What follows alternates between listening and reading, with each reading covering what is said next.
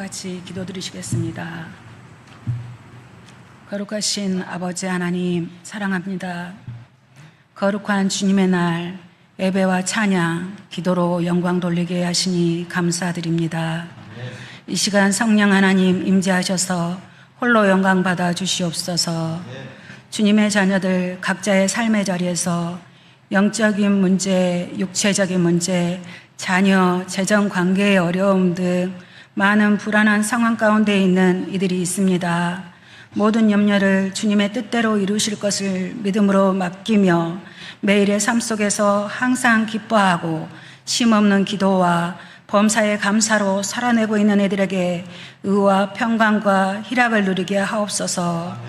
여호와를 자기 하나님으로 삼은 나라 곧 하나님의 기업으로 선택된 백성은 복이 있다고 하심에 감사드립니다.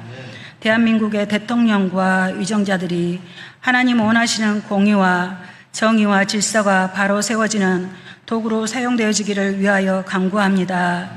모든 계획들이 주님 뜻 안에서 이루어지게 하셔서 하나님의 살아 역사하심을 나타내 주옵소서. 그리하여 세계 가운데 선교 선도 국가로서의 사명을 감당케 하여 주옵소서.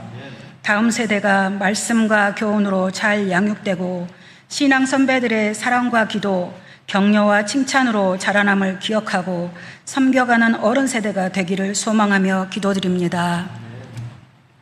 귀한 목사님을 위해 기도합니다. 주님의 강한 손으로 붙드시고 마음껏 축복하여 주심에 감사드립니다.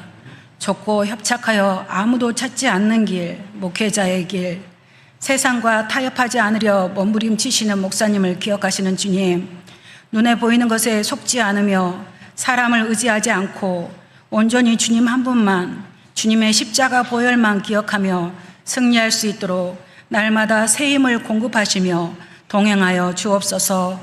이 시간 말씀을 선포하실 때에 성령님의 임재 충만하심과 권능을 주셔서 연약한 영혼을 깨우고 변화시켜 믿음 위에 굳게 서며 기쁨의 한결 공동체로 든든히 세워져가는 은혜를 더하여 주실 줄 믿습니다. 목사님과 가족에게도 건강과 평안과 축복을 더하실 주님을 찬양합니다. 이 시간 예배를 위해 섬기시는 모든 이들과 성가대의 헌신 위에 아버지의 사랑과 위로하심이 함께하여 주시고 예배 가운데 모든 성도가 말씀 안에서 영혼의 자유와 성령님의 위로하심이 함께하길 기도드립니다. 마라나타, 영원한 부활 생명 되신 예수님의 이름으로 기도드립니다. 아멘.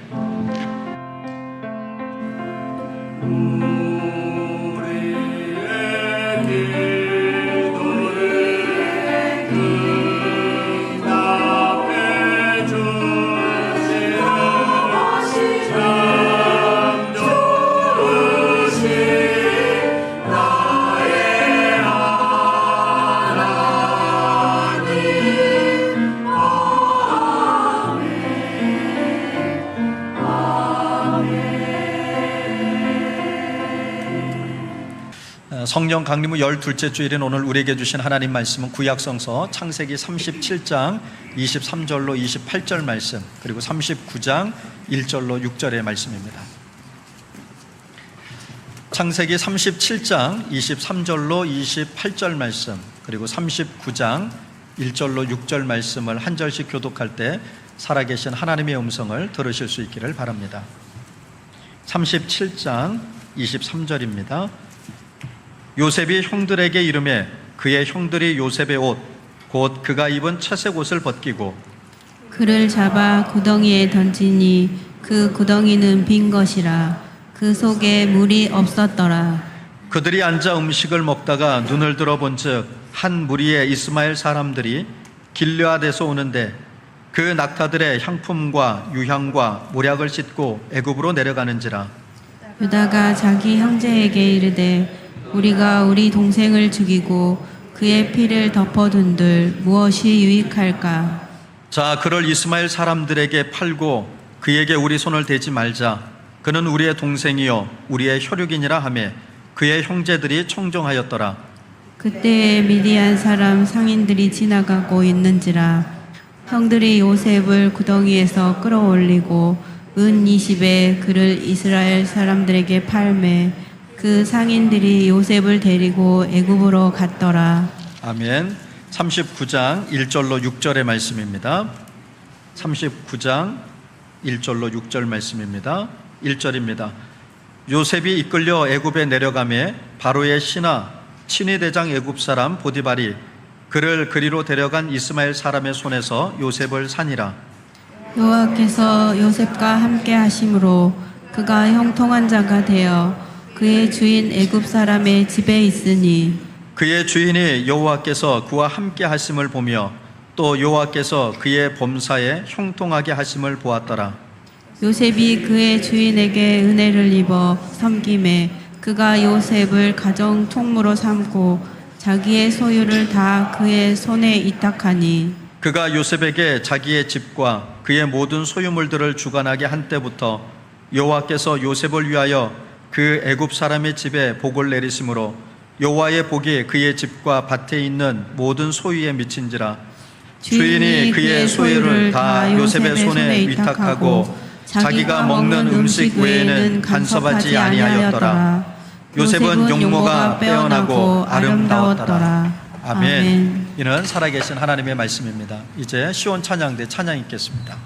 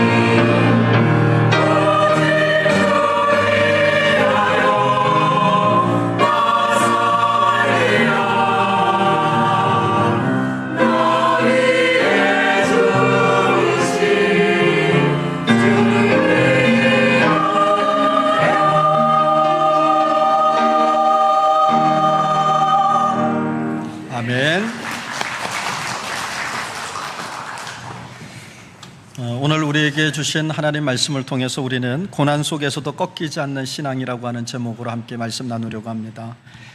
아마 이런 경험들 다 있으실 거예요. 열심히 준비했는데 엉뚱한 결과를 얻는 일.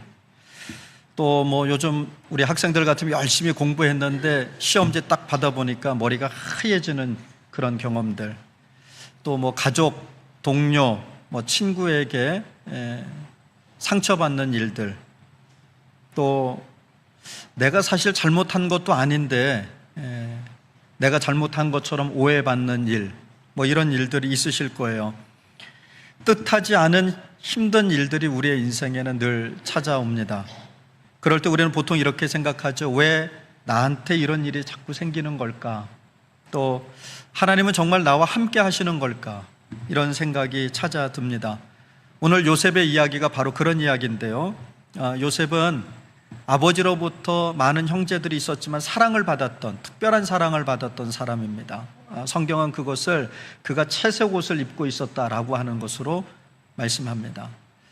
그러니까 아버지로부터 다른 형제들에 비해서 사랑을 너무 받으니까 형제들로부터는 좀 미움을 받게 됐어요. 그래서 요셉이 형제들 일하는 곳에 찾아갔는데 형제들이 이 요셉을 죽이기로 마음을 먹습니다. 그리고는 찾아온 그 요셉을 잡아서 빈 구덩이에 요셉을 던져 넣습니다. 그리고 유다에 의해서 다행스럽게 죽진 않죠. 대신에 애굽의 노예로 팔려가는 인생이 됩니다. 여러분, 이런 인생 요셉이 원했겠어요? 요셉은 아마 단 한 번도 생각해 보지 못했던 일일 겁니다. 그런데 그런 일을 당하죠. 그러니 요셉은 인생이 무너진 것 같았을 거예요. 그런데 여러분, 성경은 아주 놀라운 말씀을 합니다. 그런 요셉을 향해서 여호와께서 요셉과 함께 하심으로, 그리고 그 뒤에 이어서 그렇게 얘기합니다. 그가 형통한 자가 되었다라고 말씀을 합니다. 그런데 여러분, 이게 말이 안 되는 게요, 여러분, 하나님이 함께 하신다 그러면 우리는 어떤 생각이 먼저 들죠? 요셉의 이야기를 놓고 보자고요. 형제들로부터 미움받으면 하나님과 함께 계신다, 이 마음이 들어요? 오히려 형제로부터 이쁨받고 사랑받고 그래야 하나님이 함께 계시는구나, 이런 마음이 들 거예요. 또 어때요? 형제들에 의해서 구덩이에 던져지는 일을 당하면 하나님이 나하고 함께 계시는구나, 이런 마음이 듭니까? 아니죠. 오히려 구덩이 같은 인생에 있을 때 내가 형제들로 인해서 건진받는 삶을 살아야 하나님이 지금 나하고 함께 계시는구나, 이런 마음이 들 거예요. 더군다나 나중에는 어떻게 됩니까? 타국의 종으로 팔려가는, 노예로 팔려가는 인생이 됐어요. 이 정도 되면요, 하나님이 날 떠나셨구나, 아니면 적어도 하나님은 나한테 별로 관심이 없구나, 이렇게 말해도 특별히 이 사람 보고 믿음이 없다라고 얘기할 이유가 안 돼요. 그런데 성경은요, 지금 이렇게 끔찍한 상황, 여러분, 형제의 미움을 받는 것도 힘든 일인데 미움을 받아서 구덩이에 던져지는 인생, 거기서 더 나가서 건진받는 줄 알았더니 어때요? 아예 노예로 팔려가는 인생. 정말 끔찍한 일 아닙니까? 그런데 성경은 오늘 그런 요셉을 보고 뭐라 그래요? 하나님이 요셉과 함께 하셨다, 이렇게 얘기합니다. 전 지금도 이해가 안 돼요. 어떻게 하나님이 함께 하시는데 요셉의 인생에 그런 일이 벌어질 수 있을까? 내 말씀을 준비하면서 깨닫기 시작했어요. 이 말씀이 요셉의 인생을 바꿔요. 이 말씀이 요셉의 인생을 바꿨다면 우리의 인생도 바꿔놓을 수 있다는 거예요. 여러분, 구덩이는요, 어두운 곳입니다. 움직일 수도 없고 도망갈 수도 없고 내 힘으로는 도저히 빠져나올 수 없는 상황, 내 노력으로는 안 되는 일들, 이게 구덩이입니다. 형들이 요셉을 미워해서 그 채색 옷을 벗기고 그를 구덩이에 밀어넣습니다. 여러분, 그 구덩이에 떨어졌을 때 요셉의 심정이 어땠을까요? 이제 난 죽었구나.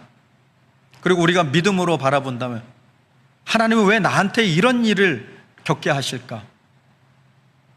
또 우리말로 바꿔서 얘기하면 내가 도대체 뭘 잘못했길래 하나님은 나를 이렇게 어려운 공경에 빠지게 하실까? 그런데 여러분, 우리의 인생에도 그런 순간이 있더라는 거예요. 갑자기 아픈 분들 있죠. 건강하게 잘 살았어요. 건강 하나라면 내가 자부심이 있었어요. 누가 뭐라 그래도 건강 하나만큼 내가 자신 있다. 그런데 건강검진을 받다가 보니까 뭐요? 내 몸에 질병이 생겼어요. 암에 걸렸다라고 하는 얘기를 들으면 우리는 암에 걸렸는가 보다 이러죠. 그런데 당사자는요, 인생이 완전히 무너지는 것 같다고 그래요. 그러니까 우리는 위로한다라고, 이거 수술하면 나아요, 약 먹으면 나아요, 이건 병도 아니에요, 예를 들면 이렇게 말하지만 당사자는요, 그런 줄 알아도요, 그게 얼마나 힘들고 어려운지 몰라요. 그럴 때 무슨 생각 들까요? 하나님 왜 하필이면 납니까? 내가 뭘 잘못했다고? 내가 믿음 생활을 안 했습니까? 하나님 앞에 헌신을 안 했습니까? 바르고 착하게 살질 않았습니까? 내가 도대체 뭘 잘못했길래 하나님 나한테 이런 어려움을 주십니까? 이런 생각 안 들겠어요? 또 여러분 어때요? 승진시험, 또 내가 필요해서 뭔가 열심히 시험을 준비했어요. 준비 안 한 거 아니에요. 성실하게 잘 준비했는데 막상 시험 치는데 망했어. 회사에 문제가 생겨요. 가정에 자꾸 일이 생겨요. 마치 구덩이에 빠진 것 같은 순간들이 우리 안에도 있다라는 거예요.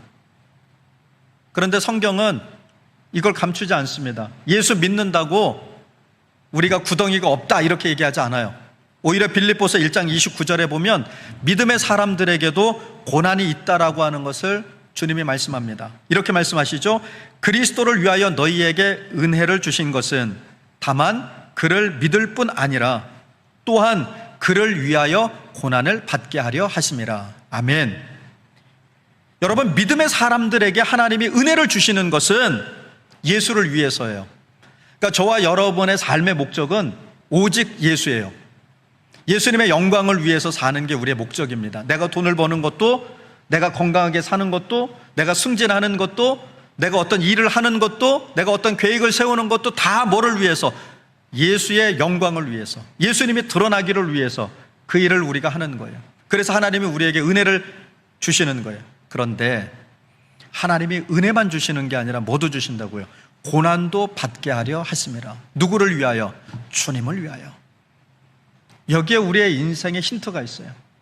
저와 여러분이 받는 고난이 나의 죄로 인한 고난이 아니라 내가 믿음 안에 거하며 믿음으로 살아가고 있는데 받는 고난이라면 누구를 위하여 주님이 지금 내게 고난을 허락하신다? 예수를 위하여 고난을 허락하신다. 그러면 성경은 또 이렇게 말씀합니다. 시험을 주시되 뭐라고요? 감당할 또 피할 길을 함께 주신다고 말씀합니다. 여러분, 믿음의 사람들에게도 구덩이가 있어요. 우리가 예수를 잘 믿고 산다라고 말하지만 여전히 우린 구덩이를 경험합니다. 하지만 낙심하지 마십시오. 시편 23편 4절에서는 우리에게 이렇게 말씀합니다. 사망의 음침한 골짜기를 다닐지라도 해를 두려워하지 아니하실 것은 주께서 나와 함께 하심이라. 아멘. 여러분, 우리에게 사망의 음침한 골짜기가 없다라고 말하지 않습니다. 우리가 사망의 음침한 골짜기가 있고, 그리고 여러분, 그 골짜기는 피해갈 수 없습니다. 반드시 지나가야 합니다. 그런데 우리가 두려워하지 않는 이유는 그곳에 하나님이 함께 하시기 때문이라는 겁니다. 요셉은 결국 노예로 팔려가죠. 구덩이에서 건진받았지만, 그래서 생명은 연장할 수 있었지만, 여러분, 살아도 사는 것 같지 않은 인생이 노예의 삶 아닙니까? 노예는 이름도 없습니다. 권리도 없는 존재죠. 다른 말로 자기 존재가 사라져버리는 겁니다. 여기 전라도 말로 그 뭐 나쁜 표현은 아니라고 그래요. 누구를 부를 때, 특히 가까운 사람을 부를 때 뭐라고 불러요? 어이. 네. 부인을 부를 때도 어이. 부인이 남편을 부를 때는 안 하는데, 남편이 부인을 부를 때 어이. 저는 여기 전라남도에 와서 처음 들어봤어요. 어이. 저희 전라북도 사고로는 이해가 안 되긴 합니다. 아직도 어이. 근데 뭐 나쁜 말은 아니라고 그러니까. 그런데 되게 어이 부르죠. 그리고 대부분의 여자분들은 결혼과 함께 뭐가 사라집니까? 이름이 사라지죠. 이름이 사라집니다. 그러니까 나라고 하는 존재로 살지 않고 그 다음부터는 누구의 엄마, 누구의 아내로 그렇게 살아가고, 아빠들도 마찬가지죠. 남편들도 누구의 아빠. 누구의 남편. 그런데 이름을 부른다라고 하는 건 우리의 존재를 의식하는 거예요. 그런데 요셉은 자기 이름이 없어요. 자기 존재가 부정당하는 겁니다. 얼마나 여러분 힘겨운 삶이었느냐라고 하는 거예요. 상상해 보세요. 어제까지만 해도 아버지의 사랑을 받던 아들, 채색 옷을 입고 사랑받던 그 아들이 오늘은 이름도 없이 누군가의 노예가 돼서, 종이 돼서, 가라면 가고 서라면 서고 먹으라면 먹고 일하라면 일하고 내 마음대로 할 수 있는 것이 하나도 없는 그런 삶을 살게 됐어요. 얼마나 낙심이 되겠어요. 그런 인생 난 도저히 못 살겠다, 이런 마음 들지 않겠어요? 그런데 그 자리에서 오늘 이런 말씀을 하시는 거예요. 39장 2절 말씀입니다. 제가 새 번역으로 읽어봅니다. 주님께서 요셉과 함께 계셔서 앞길을 잘 열리도록 그를 돌보셨다. 아멘. 여러분, 얼마나 놀라운 말씀입니까? 지금 이 말씀이 임했을 때가 언제예요? 요셉이 종으로 있을 때예요. 종으로. 그런데 하나님이 종살이하고 있는 그 요셉을 보고 뭐라고 말씀하신다고요? 내가 너와 함께 한다. 그리고 뭐라고 얘기해요? 앞길이 잘 열리도록 내가 널 돌보아 주겠다. 여러분, 그리고 그것을 사람들이 알아차리게 됩니다. 사람들이 봐요. 3절 말씀을 보니까 요셉의 주인인 보디발이 요셉이 종살이 하는 걸 보면서 뭐라고 얘기합니까? 주님께서 요셉과 함께 계신다. 그래서 요셉이 하는 일마다 잘 되도록 주님이 돌보고 계신다라고 누가 얘기해요? 보디발이 얘기하는 거예요. 그런데 지금 그때 요셉은 어떤 위치에 있었어요? 가정 총무가 되고 애굽의 총리 대신이 됐을 때죠. 부귀 영화를 누리고 있을 때죠. 힘이 있을 때죠. 아닙니다. 여전히 보디발 말에 의해서 여러분 움직이고 있었던, 종살이하고 있을 때 보디발이 그를 보면서 뭐라고 얘기한다고요? 하나님이 함께 하시는구나. 아니, 노예살이하고 있는, 종살이하고 있는 그 사람의 모습을 보면서 주인이 저 사람은 하나님이 함께 하시네, 저 사람이 잘 되게 하나님이 돌보고 계시네 라고 얘기한다고요. 도대체 그게 어떤 일일까? 요셉이 종살이를 하면서 도대체 뭘 누리고 있길래 보디발 눈에는 하나님이 함께 하시는 것처럼 보일까? 하나님이 그를 돌보고 있고 그의 길을 잘 되게 열어주시는 것처럼 보고 있을까? 여러분, 우리의 환경은 잘 바뀌지 않습니다. 내가 원치 않는 환경들이 있죠. 근데 아무리 바꿔보려고 노력해도 좀처럼 우리가 환경을 바꾸는 건 쉽지 않아요.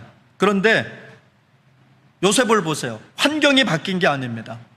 그런데 요셉이 달라졌어요. 비밀이 뭡니까? 그건 딱 하나입니다. 하나님이 요셉과 함께 하시기 때문에. 여러분, 형통의 비밀이 뭘까? 오늘 본문에 보니까요, 하나님께서 함께 하시니 그 다음에 뭐라 그랬어요? 그가 형통한 자가 되니라, 이렇게 말씀하셨어요. 그러니까 누가 형통한 자가 되느냐? 하나님이 함께하는 자가 형통한 자가 되는 거예요. 근데 형통하다라고 하는 말의 본래 의미는 일이 잘 된다, 이런 말이에요. 뭘 해도 잘 되는 걸 보고 우리는 형통하다 이렇게 표현합니다. 그러니까 한마디로 얘기하면 요셉이 지금 종살이를 하고 있는데 그가 종으로서 하는 일들이 전부 다 잘 되는 거예요. 그런데 그게 누가 시킨 일이에요? 보디발이 시킨 일이에요. 다른 종들한테 시키면 그 일이 안 되는데, 엉망이 되는데, 힘이 드는데 요셉에게 그 일을 시키면 그 일이 잘 되는 거예요. 그래서 오늘 성경은 이렇게 얘기합니다. 하나님이 누구를 위해서? 요셉을 위해서 보디발의 집에 복을 주시고 잘 되게 하셨다. 누구를 위해서? 잘 된 건 누가 잘 됐는데요? 보디발이 잘 됐어요. 오늘 본문이 그랬어요. 보디발이 잘 되게 하신다고 보디발한테 하나님이 복을 주셨다고요. 보디발의 집이 발음도 샌다 지금. 마음이 급해. 왜냐하면 오늘 설교가 10시 넘어서 끝났거든요. 그러니까 마음이 급해, 이북대 지금. 보디발 집에 하나님이 복을 주신다고요. 그런데 이유는 하나예요.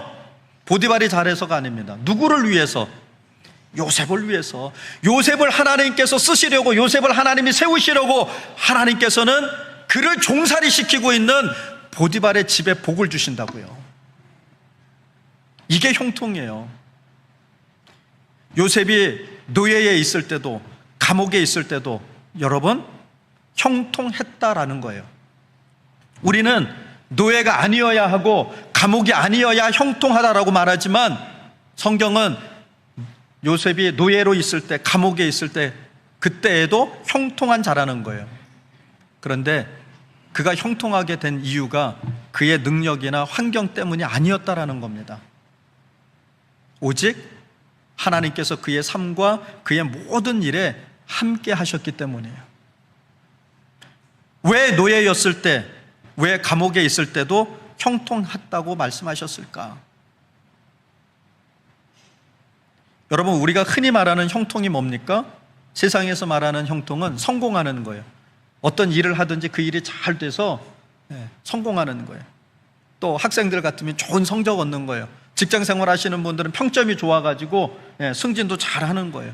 돈 많이 버는 거예요. 적게 투자하고 많이 버는 거, 힘들이지 않고 버는 거.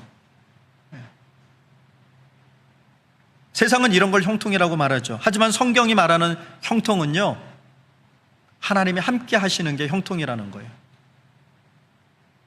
여러분, 모세가 이스라엘 백성들을 이끌고 광야길을 걸어갈 때 두렵지 않았겠어요? 그는 두려웠죠. 그래서 애초에 하나님 부르실 때 모세는 못한다 그랬어요.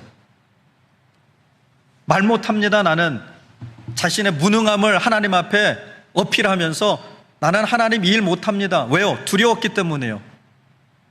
그런데 그렇게 두려워하는 그에게 하나님이 방법을 주시지 않았어요. 오히려 출애굽기 3장 12절 말씀에 두려워 떨고 있는 모세에게 하나님이 하신 말씀은 이겁니다. 뭐예요? 내가 반드시 너와 함께 있으리라. 아멘. 그토록 두려웠던 광야를 모세는요, 이 말씀 한마디 붙들고, 아, 하나님이 나와 함께 하시는구나, 그 말씀 한마디를 붙들고 온전한 신앙으로 건널 수 있었다라는 거예요. 우리가 광야를 건널 수 있는 근본적인 힘은 바로 여러분, 하나님이 나와 함께 하신다라고 하는 겁니다. 빌립보서 4장 3절에 보면 바울이 감옥에 있을 때 이렇게 고백합니다. 내게 능력 주시는 자 안에서 내가 모든 것을 할 수 있느니라. 아멘. 지금 언제, 어디에 있었는데요? 감옥에 있었어요. 여러분, 바울은 지금 복음의 열정으로 가득합니다. 그래서 어떻게 해서든지 지금 열방으로 나아가서 하나님의 복음을 전파해서 그리스도 예수를 드러내야 해요. 그런데 그의 몸이, 그의 육체가 가두어져 있어, 갇혀 있어요. 그럼 우리는 어떻게 생각합니까? 하나님의 복음이 흘러갈 수 없겠구나, 더 이상. 내가 물질이 갇혀 있고, 내가 건강이 갇혀 있고, 내가 하는 일이 갇혀 있고, 그러니 더 이상 내가 복음을 전하는 일은 힘들겠구나, 낙심하고 절망하죠. 그런데 바울은요, 그 자신이 갇혀있는 그 옥에서 하나님을 찬송하면서 뭐라고 고백해요? 내게 능력 주시는 자 안에서 내가 모든 걸 할 수 있다. 그때 여러분, 옥문이 열립니다. 옥문이 갇혀있지만 바울은 나가지 못하지만 바울이 그 감옥 안에서 찬송하고 주님을 바라보는 그 모습을 봤던 간수장이 예수를 믿어요. 그리고 복음이 전파됩니다. 그리고 여러분, 그 안에서 하나님 내게 능력 주셨으니 내가 이 안에 있지만 하나님의 복음은, 하나님의 말씀은 생명력 있고 운동력이 있어서 나간다, 흘러간다 믿고 찬송하고 기도하고 있었어요. 그러자 어떻게 됐어요? 여러분, 진동이 나면서 옥문이 열리고 바울이 풀려나는 놀라운 역사가 일어납니다. 우리는 무언가에 갇히면 우리는 할 수 없다고 생각해요. 하지만 여러분, 하나님이 함께 하시면, 내게 능력 주시는 자 안에 있으면 여러분, 우리는 할 수 있습니다. 여러분, 우리가 원치 않지만 우리 인생에도 구덩이는 있습니다. 노예처럼 우리를 묶어서 아무것도 못하게 만드는 순간들이 있습니다. 그때 우리에게 찾아오는 건 낙심이죠. 나는 실패했구나, 나는 이제 끝났구나. 하지만 아닙니다. 왜냐하면 그 자리에도 하나님은 함께 계시기 때문이에요. 여러분, 우리가 형통을 다시 정의합시다. 형통은 잘 풀리는 게 아니에요.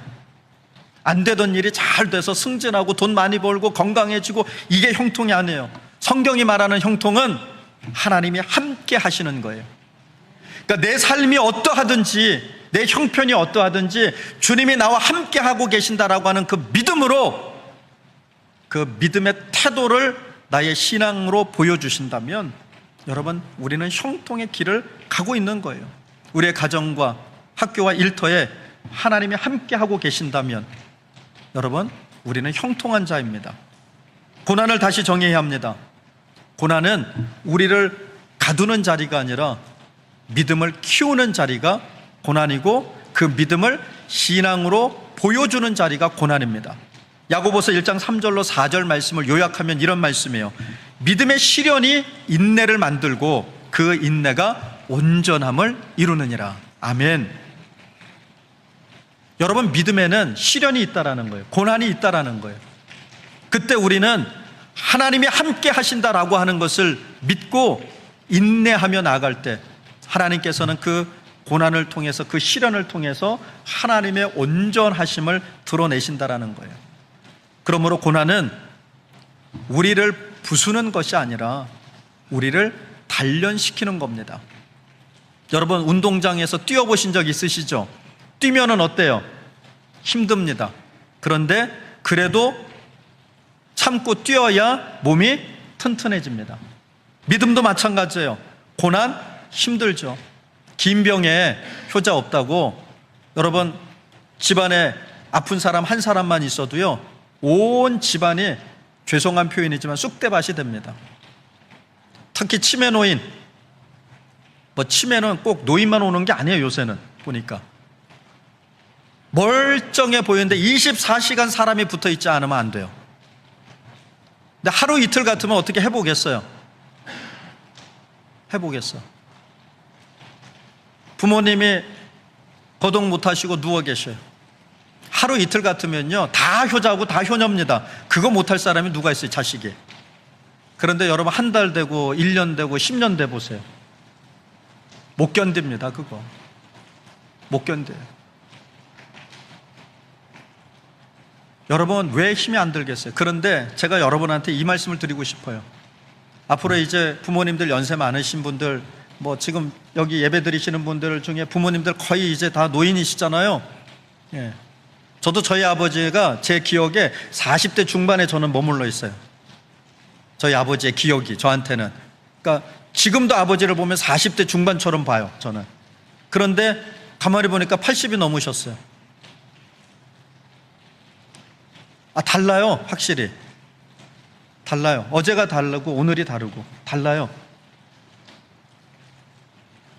저희 아버지가 사고 나가지고 지금 입원해 계시는데, 그건 아무것도 아니에요. 처음에 이제 매일 가다가 요새는 매일 안 가도 돼요. 왜냐면 알아서 혼자 이제 지팡이도 짚고 알아서 하시니까, 예.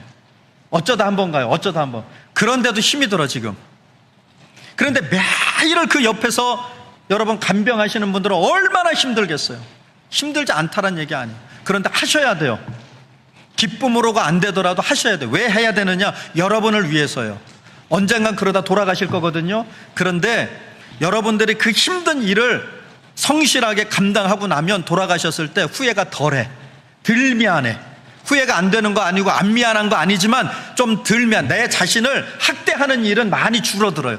그런데 나 힘들다고, 그거 힘들다고 여러분 내려놓는 순간, 포기하는 순간, 부모님은 반드시 돌아가시는데 돌아가시고 나면 여러분이 두고두고 후회합니다. 두고두고. 그게 여러분의 인생의 발목을 잡을 거예요.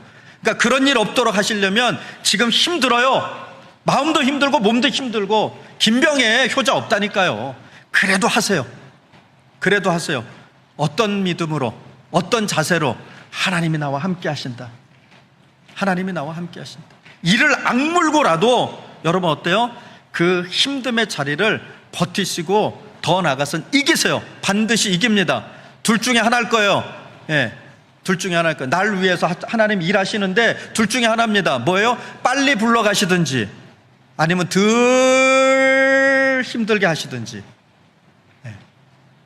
걱정하지 마세요. 반드시 죽습니다. 예. 오늘이냐 내일이냐 차이지. 반드시 돌아가시니까 조금만 견뎌요. 오늘 안 돌아가시면 내일은 돌아가시겠지, 내일 안 돌아가시면 모레는 돌아가시겠지, 그러고 견디세요. 반드시 죽습니다. 황창현 신부님 얘기를 조금 들려드릴게요. 우리 노인들은 반드시 듣고 실천하세요. 부지런히 몸을 움직이세요. 지쳐 죽도록. 제가 하는 얘기가 아니에요. 황창현 신부님이 하는 얘기예요. 노인들은 반드시 움직여라. 그래서 지쳐서 죽어라. 집안에 틀어 앉아 있지 말고 교회로 오세요. 교회로. 도저히 더워서 못 오겠다. 택시 돈 뒀다가 뭐 하려고 그래. 그럴 때 택시 타요 제발 좀. 그리고 교회 오세요. 그럼 에어컨 틀어드리고, 밥도 해드리고, 아이스크림도 드리고, 커피도 드리고, 여돈도실 잘 해놨어요. 누워서 잠도 주무시고. 집에만 계시지 말고. 앞으로는 집에만 계신 분들은 뭐라고 할 판이야. 내가 혼을 낼 거야. 이제 지쳐서 죽읍시다. 따라서 합시다. 지쳐서 죽읍시다. 예배당에 나오고 친구들 만나러도 가고, 그래서 하여간 지쳐서 죽는 복이 있기를 간절히 소망합니다.